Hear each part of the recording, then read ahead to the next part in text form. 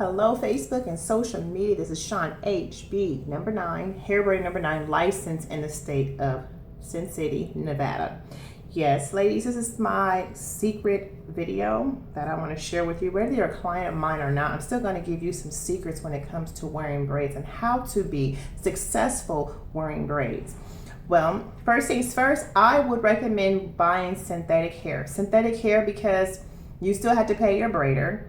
Synthetic hair is cheaper, and this hair is made for braiding. That's what this hair was made for. This hair is designed and made for braids. It's made for braids. So why not use it and use it to its advantage to buy, $6 hair. And also I would recommend 4 packs of hair in your head.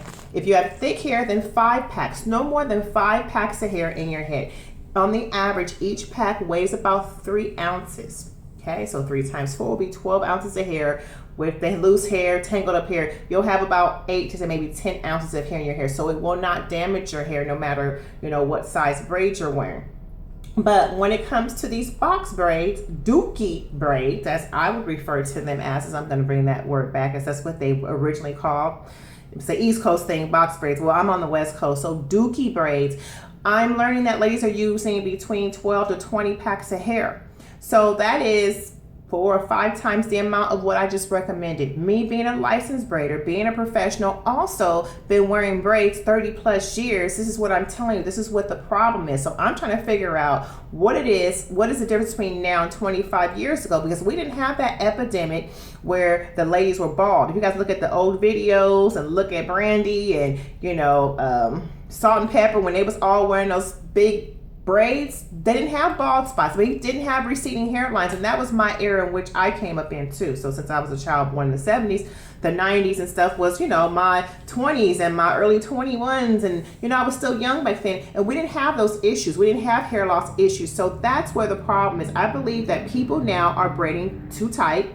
They seem to think that if it's tight, it will last longer. Well, that's not true, because tightness is causing tension on your hair, which is hurting your hair, which is giving you headaches, which in turn is going to pull your hair out, which in turn will give you bald spots and receding hairlines. And if you don't believe me, think about that tight weave when you took it out. How many bald spots did you have? How big was the bald spot? Size of a nickel, a quarter, 50-cent piece? Be honest. I've been there, done that. Also, when it comes to braids, ladies, as you can see, my colors do change. I haven't colored my hair in 18 years. That's how also I've been able to grow my hair. I did a client's hair. She didn't even realize her hair was coming out because of the bleach and the different colors, and her hair was badly damaged, and she didn't know until sitting in my chair and getting braids. This is why I tell people, be careful when you're trying to do things at home. It seems like you want to save money, but you save money, but you lose hair because you are not licensed. There's a difference with being a licensed, because these are things that they read up on, they study, you research it, and they learn it hands-on through books and also just from experience in itself. Because I also lost hair behind coloring my hair, doing a perm and then doing that golden hot blonde or whatever color I was trying to get, and it didn't work out for me, and my hair came out really bad. So lesson learned, 18 years, have not colored my hair in 18 years. My hair is even getting gray. But ladies, what you guys have to realize, when you're wearing braids, even if you do have gray hair, nobody's going to see it. You guys would never know that I had some gray hair, some spots here and there, but I'm not going to color my hair because the 18 years ago has scarred me, and I have not forgotten, and I'm not going to go back to that and have to have another lesson learned. You're supposed to learn your lesson the first time. Shame on me once, shame on me the second time that it happens to me. It's like a bad relationship, like dealing with some man, some female. You're going to deal with them for so long, put up with them. Everybody gets tired eventually, so you should get tired of losing your hair. Also, let's see, when it comes to braids, I don't wear my braids for a long time. Never, never, never. I see people walking around with braids that look like they're on life support. They just are waiting, dying to fall out. And you should not wear your braids long. It's not healthy, because the weight from this hair is going to break your natural hair. So once they start to hang from a limb, it's time to let them go. Retire those braids, take them out. If you have to, you just can't afford to get your hair done, and I do understand, then you can try and do it yourself. There's all these how-to videos on YouTube. YouTube has every single thing on it, but the only thing they don't really talk about is hair loss and how to prevent hair loss, how not to braid tight, how you know, I look at these girls and I'm just like, wow, they're just telling you guys stuff and some information is not correct. So again, you know, do your research, do your homework, always look things up. Do not believe everything that you hear, and don't get mad at the messenger. Now, when you guys go to church, do you get mad at the preacher? Call him out of his name, call her out of her name, get all mad? Or do you just jump up and go to another church? Or do you listen? Because sometimes the truth does hurt, but at the same time, take the message and learn from it. That's what we have to do. So also with braids, let's see what else. I cleanse my braids with witch hazel, sea breeze, apple cider vinegar. I do not wash my hair because that stuff does sit in your hair and you cannot rinse it out. I don't care what nobody used to do. Try to put the stocking cap on and wash our hair, and it doesn't work. It does not work. That's why my braids do not look nasty. They don't look like they're full of anything. I cleanse my braids. They smell good. My hair does not smell.